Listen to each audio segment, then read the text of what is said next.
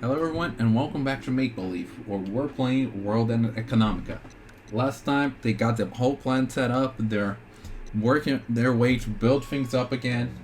Yoshiharu actually lended his money to help out Lisa with the loan, and he asked her help to get Hagana to reconciliate with him and help him out so that he can build up his money again.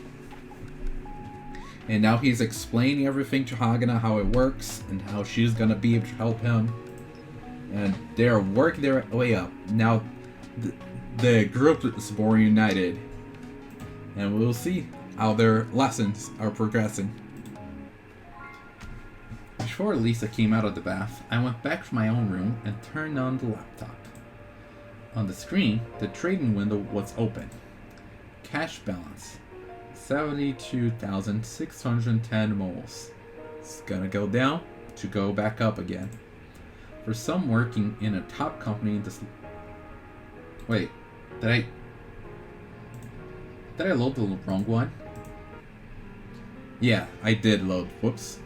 However, even though Hagana asked me to teach her, there were very few things that I could explain using words. It was because I was the type of trader who looked at the prices every day, read the news, and then rode on the feel of the market. If you ask why I made a trade, I had nothing to say other than I looked at how everything went. Everything felt. I had thought about explaining everything about a trading system once through. But once I thought about how I'd have to explain various things, it became a huge job. Even just going through the list of typical indicators that had an effect on stocks was a huge amount of material. From interest and exchange rates, energy prices, things that affect stocks on a broad level, to gold, silver prices. Gold and silver prices. Is it like the prices of the gold material and silver material, or is it something else that's called gold price and silver price? I had no idea. I did not work with stocks. To soybeans and wheat on the commodities markets. Then there were the major market indices and dividend payments. By the time I explained the minimum tie of different stock types and ownership ratios, I was exhausted. Once I thought about it, I realized I had pretty much explained in one sitting everything I had spent months researching. Pretty impressive. Hagana had an unbelievable memory and remembered it all. What's this? That? How's that related to the thing from before? She'd ask as we went. And then she'd quickly absorb it all. She is pretty smart. If Lisa hadn't said to call it a day, Hagana might have squeezed information out of me all night. On that note, the next day, I awoke to the sound of Hagana knocking on my door. Oh, that's something you wouldn't see any day. She's ready for the next lesson. She's absorbing all the information. Teach me what comes next. See? I'm telling you, she's engrossed in learning. Like, she's a sponge. Hagana spoke while holding a terminal and looked at me standing at the door. While Lisa made breakfast, I answered Hagana's unending stream of questions, occasionally getting disoriented. There were plenty of things that I only faintly remembered, or had just heard somewhere and learned briefly. Hagana seemed to believe that any new vocabulary might become a hint, so she was constantly questioning and entering things into the terminal. Deriving a proper solution required proper assumptions. Hagana's way of thinking was very mathematical. Fair? I have one last question. Oh, a last one. What? When those words came out of Hagana's mouth, I was slumped, exhausted in a chair and facing the ceiling. Let's say I come up with a way to predict the future using math. Sure. Then what would Hal do? It was a pretty cutting question, but not one I hadn't thought about. If you find the perfect solution, I'm useless to you after all. But right now, there are 40 days of trading. I doubt you suddenly come upon the answer tomorrow. So until you find it, I'd probably be of use. You'll tell me how you think the stock price will move in the future using your math. And in my own way, I'll make decisions based on the methods that have been making money for me. If we both think that's going to work, doesn't that sound strong?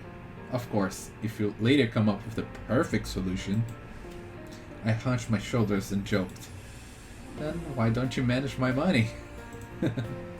I don't believe that Hagana would suddenly find the ultimate answer to something that people have searched over 100 years for. But I think she might get someplace that was good enough, and that good enough should be able to bring in an amazing amount of profit. Plus, with just winning this contest, it'd be a great boon to this church, Hagana herself, and myself too. Exactly, like all three of you are benefiting from this, which is amazing. Hagana's black and frankly intelligent eyes looked at me and blinked. I still don't think they are black though. They're kind of like a red, brown, maybe orange. No, okay, scratch the orange, but like maybe brown or red. But not black. Then, shifting her gaze quickly, she spoke. Got it. Which part? Both. Hagana answered, and then drank the coffee that Lisa made for breakfast. Long cold. I'll predict using math. You're going to decide using your own way. And if I'm right, I'll increase Hal's monetary worth. Exactly. When I laughed, Hagana huffed through her nose. It wasn't that she was angry, but she had that disagreeable part to her, so she probably just didn't feel like laughing out of politeness. But the contest comes first. We got to win this. Yeah. If we don't start today, we won't be able to use the full 40 days. So today, I'll just trade on my own. Is that okay with you? I don't mind, but... What? If I have a question, can I ask? It was a surprisingly meek way of asking. Even though she was still glaring as she always did, there was something different about it. Because now they're in the position where he's the sensei and she's the student. Which is something they definitely did not have for a long time. What? When I replied with that, Hagana furrowed her brows angrily and spoke. When you're in front of the computer, you don't look like you'd listen to people talking. And I also really hate having something bother me when I'm thinking. So I'm asking if I can still ask. Are you stupid? No, I see her point. It seemed like she was about to add the familiar words to the end of her sentence. Instead, I just smiled naturally. Oh, are you stupid? That's... Oh, I see. Like, he's mentioned that she was gonna add that to the sentence, as she used to do back then. Okay, got it. For Hagana to be worried about something like that, it was like a miracle. Yeah, it's probably fine. Probably? Hagana's face darkened more as she asked. I spoke in a bit of a mean tone. If you get close in the wrong way, my hand might just move on its own. I swung my arm in the air. Hagana apparently recalled when she had accidentally hit Lisa in the face yesterday. Oh, wrong joke, Hal. She made a really disgusted face, but the stubbornness quickly returned. When that happens, I'll hit back. Yeah, the shin you kicked out is still swollen, by the way. Once again, wrong joke, Hal. You're just hitting her on her weak points for a joke. And it's not even a mean intention. Hagana winced and looked like she was about to cry for an instant. The way she would do things and then regret them later, Hagana was definitely like a kid when it came to just anything but studying. So, when you're getting my attention, use something other than your feet, please. Hagana gave me a hard glare before nodding slowly. Oops. Got it. Great. It's about time to trade. I went back to facing the screen while Hagana sat on the other side of the table looking at me. Hey, you want to watch the trading? Hagana hesitated a bit, then nodded. When I had looked around on the net beforehand, I learned one thing. The investment contest virtual marketplace had a number of strange stock symbols. For example, the names ranged from things you could more or less guess what they did, like farmer products or material industries, to simple symbols like A, B, and C. On the net, there were plenty of theories, from them not finishing the contest in time to how there must be a reason things were named that way. Also, information that would be written for one stock often wasn't written for another. The stocks that I looked through weren't those strange stocks, but the one that seems to be copying stocks that actually existed. It seemed that everyone else was choosing to trade on the more approachable stocks, and there was lively trading at great volumes of the stocks with familiar symbols. The instant I began to trade, I opened a number of browser windows. While gazing at the price movement, I kept switching windows until my eyes started to ache. Yeah, he works hard on the stock market. I wasn't grasping those movements precisely, but when I tracked multiple prices at the same time, I could start to see a kind of pattern. This stock moved quickly. This one reacted slowly. Or it's reacting to the exchange rate, or moved with the index. I started to see this kind of little quirks. What I latched onto the most was a stock that moved the index. Even in this fictitious market, just like the real ones, there were indices prepared that let you get a feel for the general market sentiment. For example, in the real world, amongst the stocks shown the Lunar Stock Exchange quotes, a core 150 would be chosen. Their prices averaged into what was called the Lunar Stock Exchange Price Index. This expressed the overall price movement of the market and was an important reference for stock trading. In the fictitious market, an average of the most important stocks was taken and updated in real time. The stock I found was a simple one that chased after the index when the index would go up or down. I had no idea who was doing it, but it was probably a pattern where someone traded on the index using some information, and then everyone else noticed and followed. That stock was a fictitious bank, and its fictitious accounts were extraordinarily good. It's quite grandiose to say it, but it felt like the price had gone up too far. Essentially, it was becoming a struggle between the guys who think the price will drop and the ones who think the price will keep rising. And that kind of struggle had a bit of complicated system around it. In stocks, you could trade with the cash you have, or you could trade on credit by buying on margin or short selling stocks.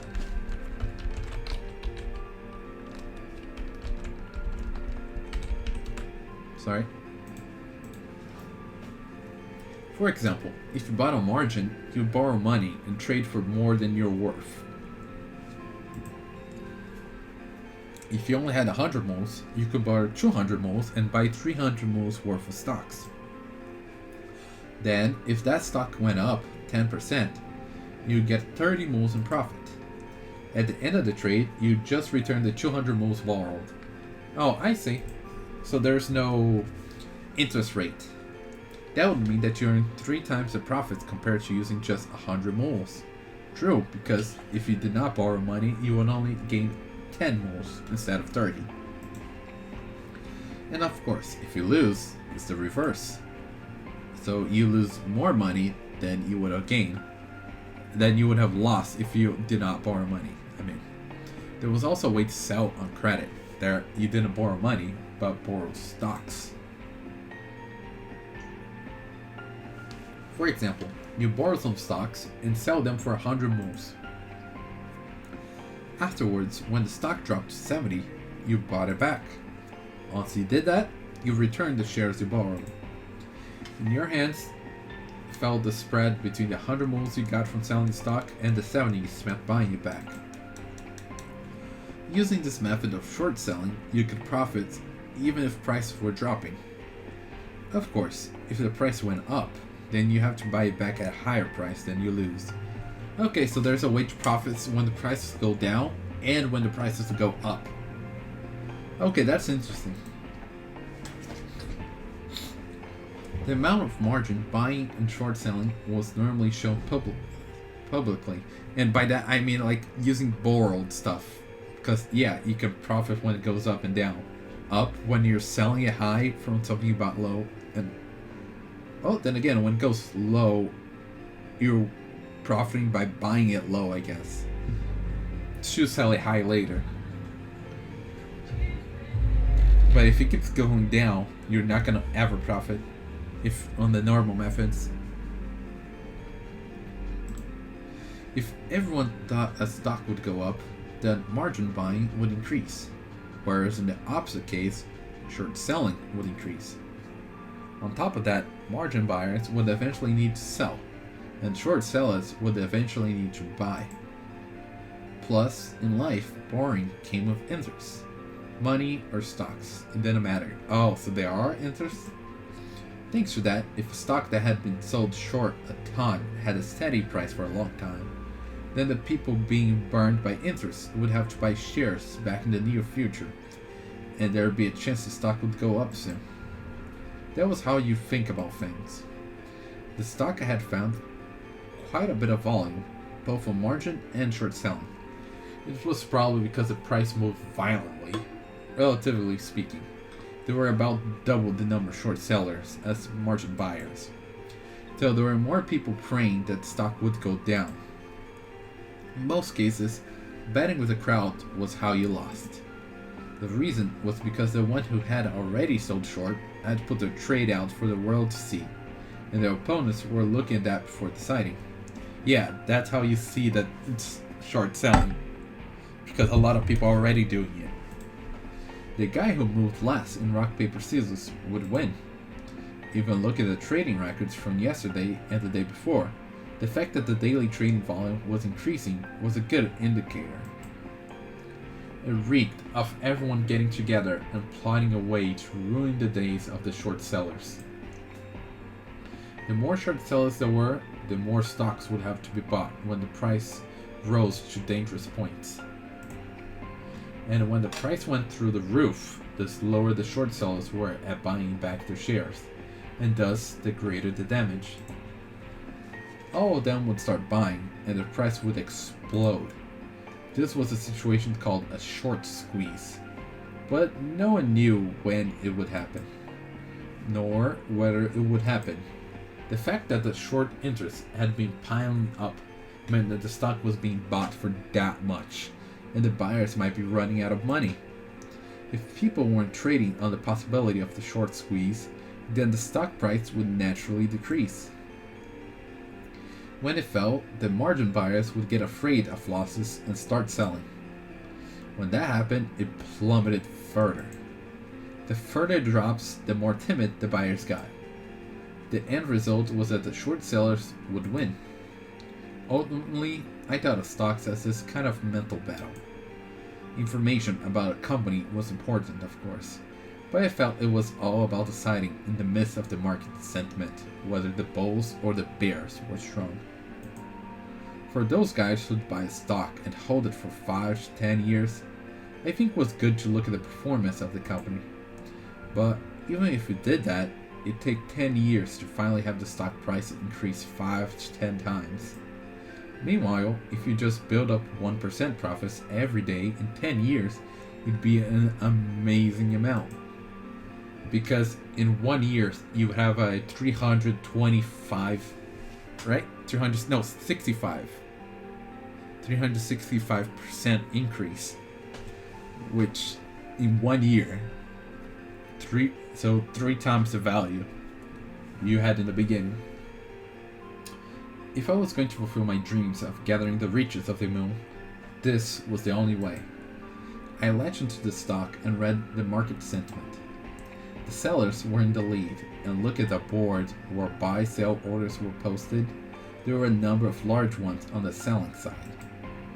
Because the sell orders came up on the top of the board and the buy orders appeared at the bottom, it felt top-heavy, as if it was being forced downwards.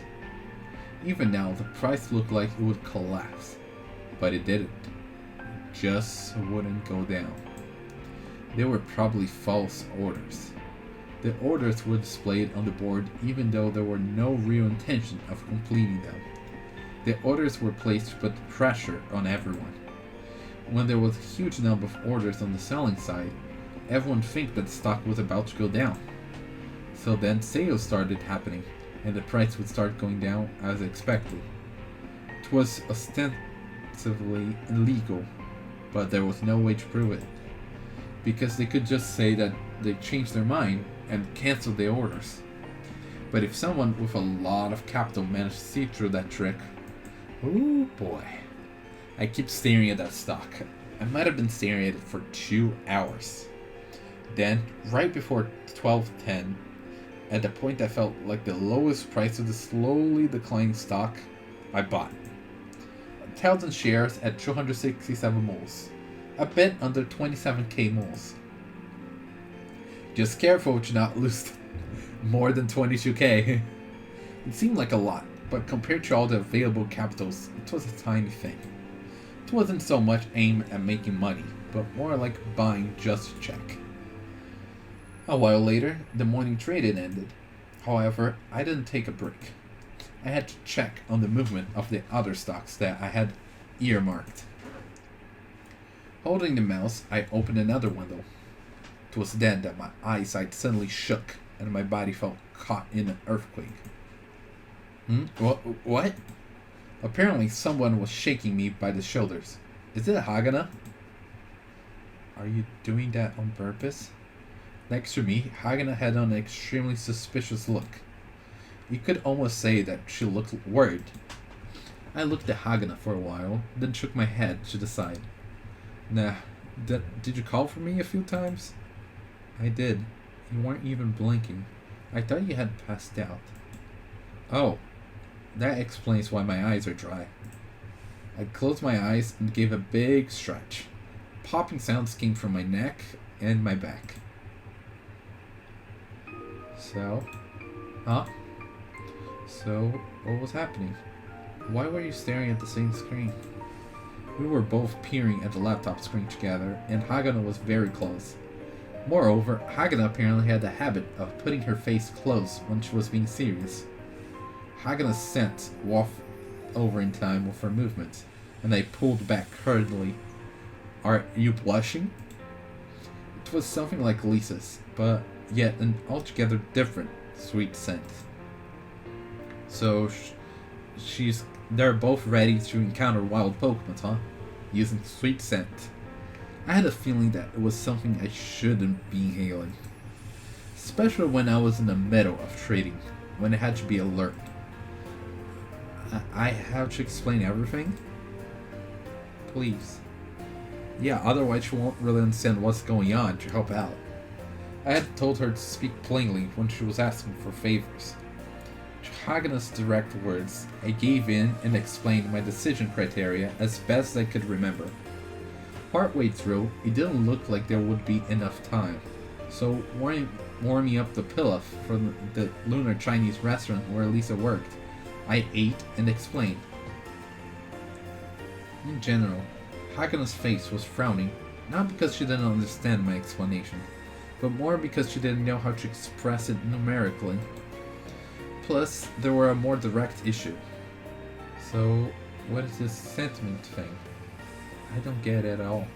Of course, the logical one would not get the sentiment, the intuition part. Sentiments, well, the whole... what they use to determine it. Well, for example, trade volume, info about the company, and the sentiment. Oh. Hagana gave an exasperated look at my circular explanation. If I could explain it properly, I would. But, but if I manage to explain it and you finish your theorem, then you won't need me, right? That's true. So yeah, since it's like that, until you don't need me, can't I be the only one who understands it? It was a pretty cheap reason, and Hagana's face made it obvious that she thought so too. He's just trying to find an excuse because he can't really explain it. However, I wasn't trying to hide it on purpose, and it would seem like she understood at least that much. Sighing, I quickly moved spoonfuls of pilaf to my mouth. Pilaf? I'm not sure how to pronounce that. If you lost in the trade just now, that would mean your thinking was wrong. Well, in the end, just look at the results. But... At Hagana's question, I looked at the computer screen that wasn't showing movements. I'll probably win. Why? Sentiment. Hagana made an angry face and glared at me, while I smiled a bit. I wasn't just saying I would win out of pride. This talk just reeked of sketchiness. It was something I hadn't smelled in a while. The feeling of a big play. How about we run it up some more? Huh? What? Letting you use it all isn't right. I won't be able to use any. I won't use it up. Then how about we each use 5 million? As I spoke, I moved the mouse and was about to trade. Hagana was the one who stopped me. That's also not right. If my theorem is correct, I should be using more. But you don't have a theorem yet. That's why it's not fair to use it all before that happens. I won't use that much. Plus, there's a smell of a big play. This will work. I'm going to add on more orders. This time, Hagana stopped me by hitting my hand. Okay, I guess she's in control of the trading now, huh? I want you to explain. I can understand if you say sentiment. That was when I got angry and raised my voice. Oh, shut up. I said this is going to work. Based on what? Gut feel. Hey, before you start questioning my decisions, why don't you first finish your theorem? The two of us were banging foreheads and glaring at each other. Yeah, they can't help but butt heads sometimes. Suddenly, Hagana's eyes shifted to the window. When I followed suit, my eyes met those of Chris outside the window. She probably had come by in the middle of a delivery. She had her fists clutched her chest, and her eyes were glued to us like she were watching a sports match or something. When Chris' eyes met mine and Hagana's, she shrank back reflectively. Our eyes locked for a few whole seconds before she turned around and suddenly ran away as fast as she could. Chris red? Her face was bright red, so it was obvious what kind of misunderstanding she was having. A lover squirrel? Oh shoot. Get out of the way. Shoot? Get out of the way? What? Shut up! Jumping up from the chair, I ran to the window, but I could already see Chris back on the top of the roof of the house across the street. When I had asked in the tunnel what Hagana liked, she seemed to like that kind of talk too. Hanging my head like I was fighting off a headache, I put my hands on the window frame. Did you have to talk to Chris? Hagana asked a simple question from behind. Well, I had talked to her to clear up this misunderstanding, but that felt plenty stupid, so I got up. It's nothing. Then, what was that? Because of the look in her eyes, it sounded suspiciously like she was making me look like a fool. But there was no doubt that I was a fool, so I just sat back down and spoke. She ran, so I felt like chasing. I see. Hagana tilted her head slightly, and then nodded, as if acknowledging that such things did happen from time to time.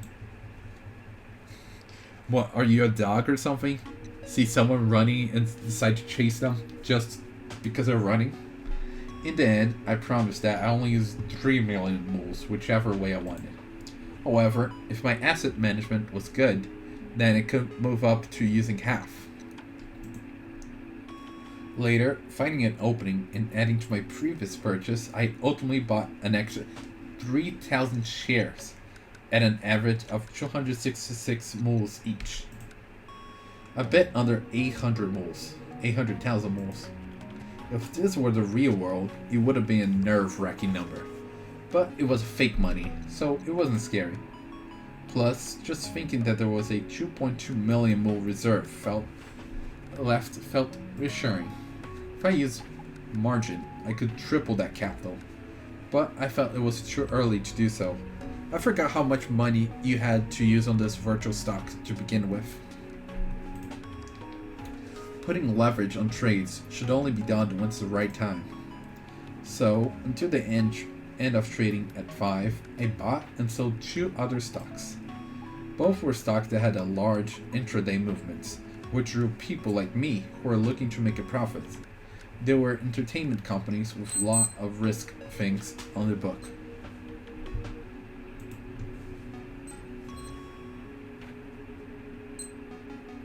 During the contest period, they announced various fake movies, and they roller coaster up and down. It was the same as real life. Unlike companies that made things that was in every store, like toothpaste, no one really knew where things would fall. So it was essentially gambling. It was all about how well you could read the market sentiment, stay absolutely calm, and not be greedy while gathering pennies. For example, if a stock was averaging around 100 moles, between 97 to 103, you'd buy 98 and sell at 101. You'll get 3 moles per stock. You'd make more if you sold at 102 moles, but at 102, the guys who bought at 103 might not be able to make the pressure and sell, so profiting was quicker at lower prices. You wouldn't buy at 97 moles because if the price actually dropped down that low, everyone would be afraid it might drop further, and suddenly the buyers would pull back and the price would fall through the floor. When that happened, what was once averaging at around 100 moles could start averaging at around 97. The kind of trading going back and forth took place in a matter of minutes, extending to perhaps 15 minutes at the most. During that time, I'd switch screens constantly, using certain criteria, search for stocks that I hadn't looked at yet, gazing at the price movements, news, financials, or the economic situation. If I got time, I'd look at the mix of lies and truths among net chatter. That also had an effect on real trading, so in the smaller universe of the investment contest, I figured it must be more so. Finally, with 50 minutes left of trading, I checked all my orders. With the exception of that suspicious stock, I sold my other positions without registering any losses. I did that because in the stock market, demons lurk in the last 10 minutes. In those last 10 minutes, everyone killed the orders, and it'd be hard sometimes to complete trades. There were tons of strange deals geared for that. I had once seen a certain company in a takeover battle that had been hitting the daily price, getting limit repeatedly, and a 1.4 million buy order came in. For stock that everyone was fighting to buy, the available sell orders would be divided among the buyers according to lottery after trading closed. Since a stock that hit the daily price increase limit had a high chance of going up, the people who believed that stock would rise the next day put in buy orders to participate in the lottery. Since the more orders you put in, the higher the chance you'd win the lottery, tons of orders were put in. Then, 5 minutes before the end of trading, a sudden order of exactly 1.5 million shares, valued at 200 million moles, came in instantly and throwing the stock into the limit for a daily price drop. The trading lines were jammed in the 5 minutes before closing, so there were people who noticed the regularity, and even then couldn't cancel their orders. Upon placing an order, disclaimers for these types of situations would appear by default. Thousands of people were cast from heaven to hell in the final moments.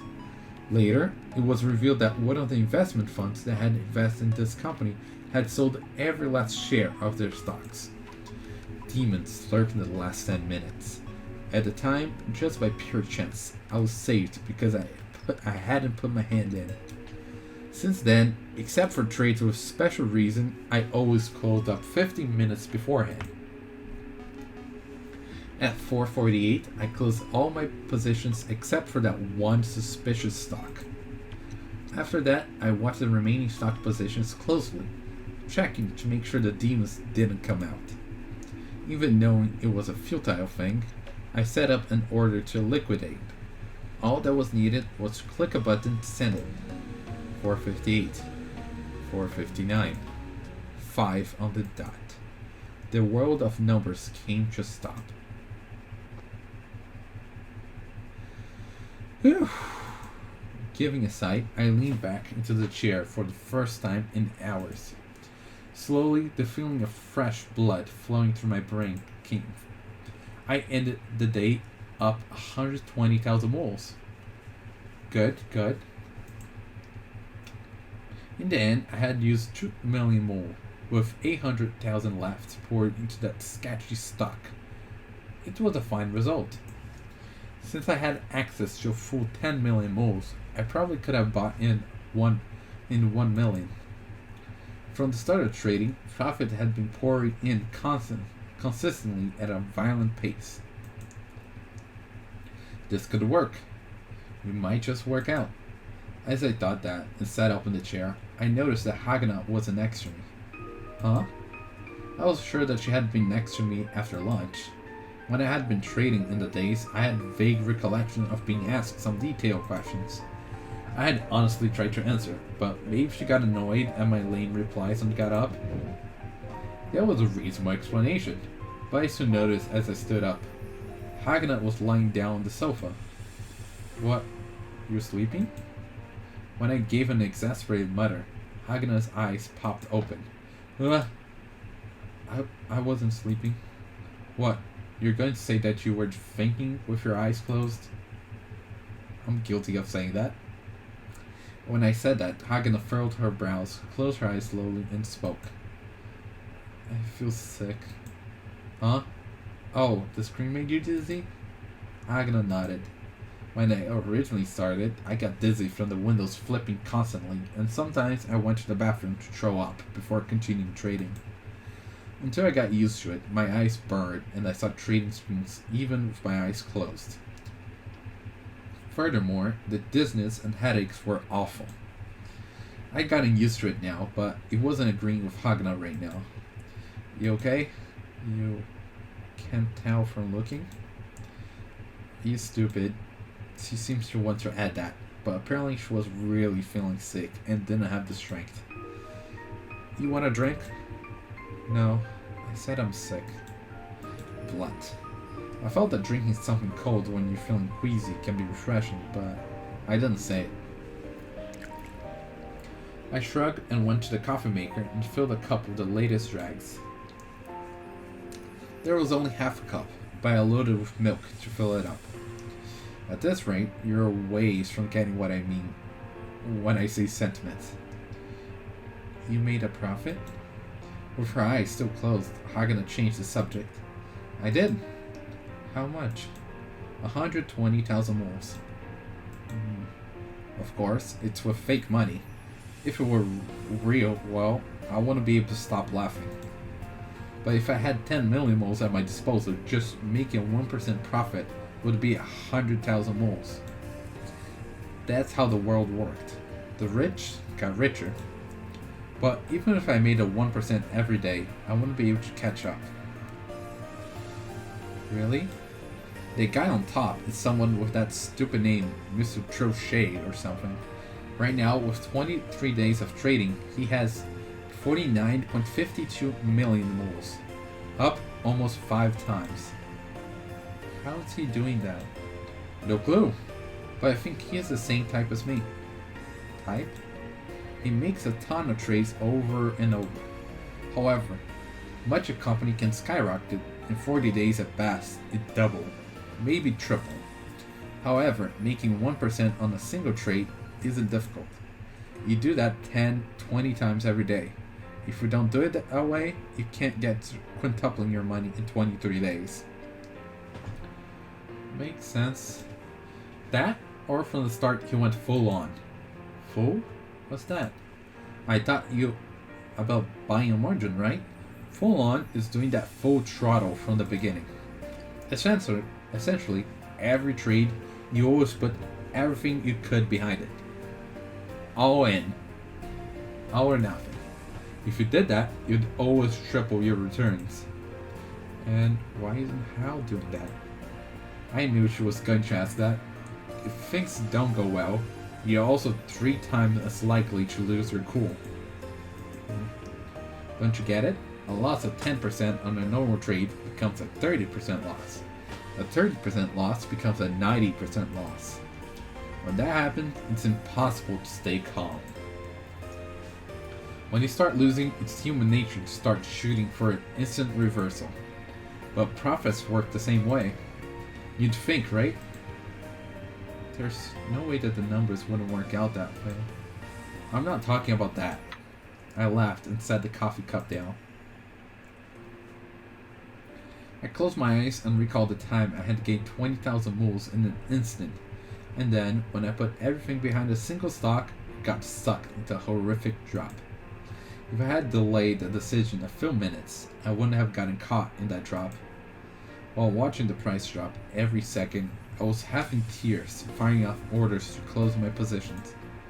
In the end, after 12 minutes, my trade executed, and the 20,000 moles had dropped 14% to 70,000.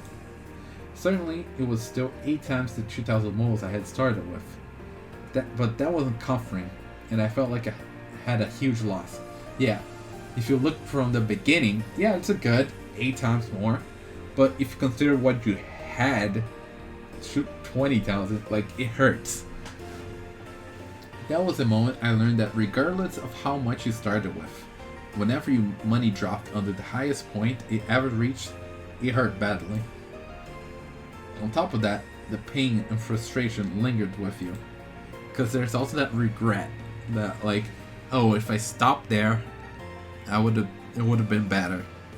It was so bad, I had written warnings to myself on paper and stuck it to the computer. Don't fall into despair. If you keep doing what you're doing, the money will keep growing.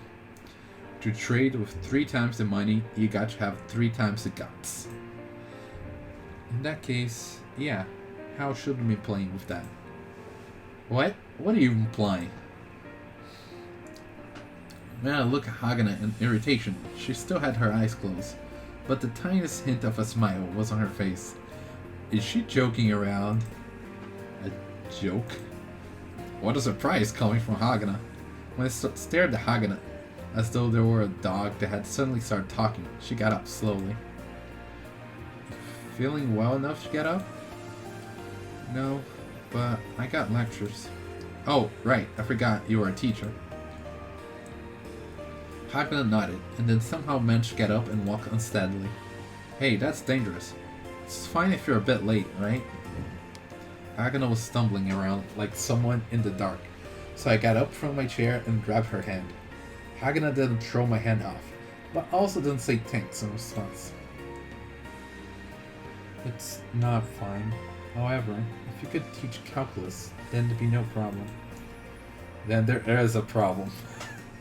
Thus, I have to go. Everyone has dreams. Dreams? When I asked, Hagana turned her eyes to me. Then she slid her hand out of mine and walked off. Watch her walk unsteadily to her room to get her things. I muttered, dreams. There was no other word that felt as out of place as that one when it came from Hagana's mouth. I just stood for a while at the table, waiting for Hagana to come out of her room. I think we can stop here. I don't know if there's something's gonna happen here, or yeah. Wait, did I?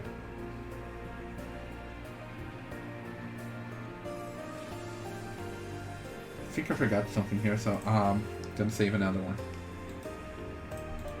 So yeah, we're gonna stop here. So we had Couple more lessons. Hagana just absorbing everything like a sponge. Yoshiharu worked on his first day of the virtual stocks, and Hagana not being used to the whole computer thing, just everything moving around rapidly. And Yoshiharu did make a small profit for the first day, so that's good. Need to get better, but at least it could have been worse. But yeah, I wonder if Hagana's gonna be okay for today. I wonder if anything's gonna happen. But for that, we'll have to wait till next time. To the next episode. So with that being said, see you next time. Bye!